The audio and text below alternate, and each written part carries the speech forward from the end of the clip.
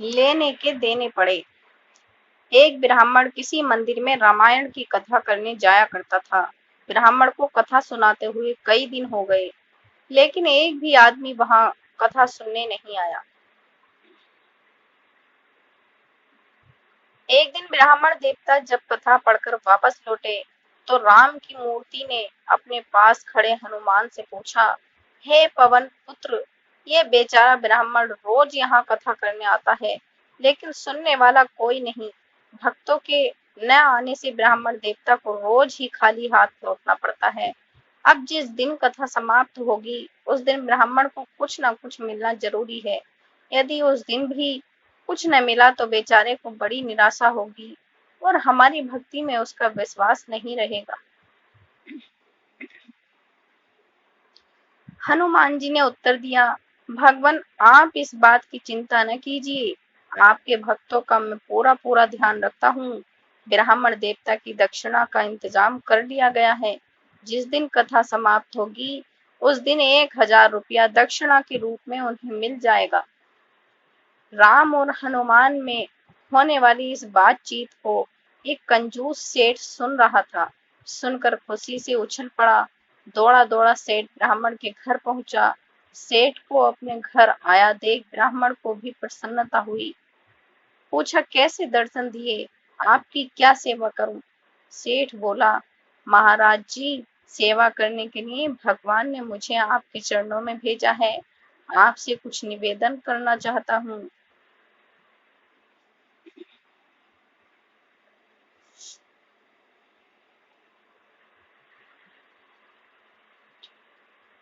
तो फिर धन्य भाग, कहिए क्या कहना चाहते हैं? सेठ बोला, इतने दिनों से आप मंदिर में कथा करते आ रहे हैं और अब कथा की समाप्ति का समय आ गया है। इस संबंध में आपके साथ ठेका करने आया हूँ। तो ब्राह्मण ने पूछा, कैसा ठेका? यही कि कथा की समाप्ति के दिन जो दान दक्षिणा, अन्न, वस्त्र आपको प्राप्त होगा, वह मेरा रहा। उसके बदले मैं आपको 500 रुपए देता हूँ। यह कहकर सेठ ने 500 रुपए निकाल कर ब्राह्मण के सामने रख दिए। ब्राह्मण को हंसी आ गई। बोला, सेठ जी, क्यों मेरी हंसी उड़ा रहे हैं? आप देख रहे हैं कि मैं कई दिनों से कथा कर रहा हूँ, लेकिन श्रोता तो एक भी नहीं आता। मुझे लगता है कि समाप्ति के दिन भी वहां कोई नहीं आएगा। जब लोग ही न आएंगे तो दान दक्षिणा कहाँ से मिलेगी? सेठ बोला, कोई बात नहीं, चाहे कुछ मिले या ना मिले, वो तो मेरे भाग्य की बात है। जितना मिलेगा वह मेरा रहा। उसके बदले में आप 500 रुपए रख लीजिए। सेठ के आग्रह पर पंडित जी ने रुपए ले लिए। वे मन ही मन प्रसन्न थे। जहाँ एक भी रुपया मिलने की आशा नहीं थी, वहाँ 500 रुपया मिल उन्हें मुफ्त में आया लग रहा था। बात पक्की हो गई। कथा की समाप्ति के दिन सेठ जी ब्राह्मण को लेकर मंदिर पहुंचे।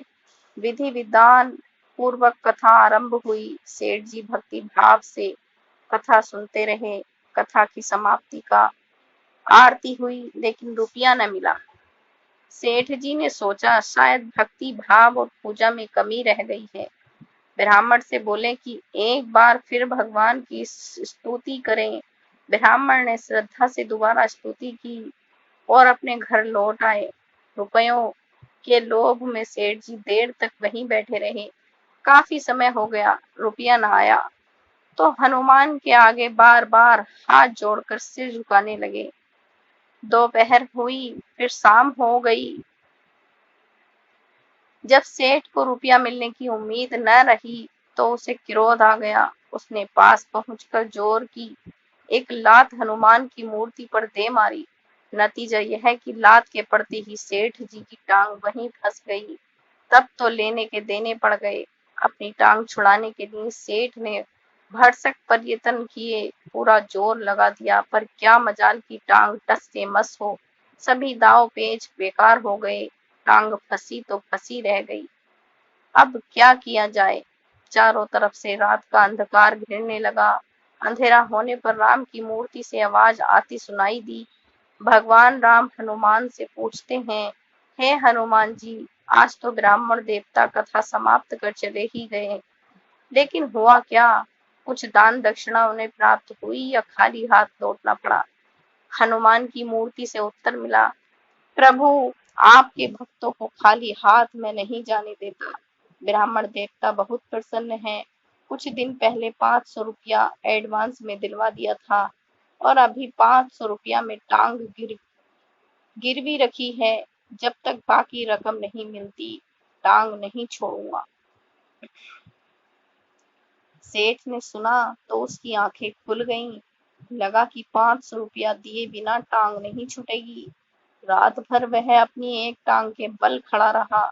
सुबह हुई तो अपने घर पर संदेश भिजवाकर रुपया मंगा लिया और हनुमान के आगे रखकर क्षमा प्रार्थना की। तभी सेठ की टांग छूट सकी। दोस्तों, लेने के देने पड़े हिंदी कहानी को पढ़ने के लिए धन्यवाद। आपको ये कहानी कैसी लगी, नीचे कमेंट करके हमें जरूर बताइएगा। अगर आपको ये कहानी पसंद आई हो तो अपने दोस्तों के साथ जरूर शेयर करें और ऐसी ही प्यारी कहानियां सुनने के लिए हमारे YouTube चैनल से जुड़ें।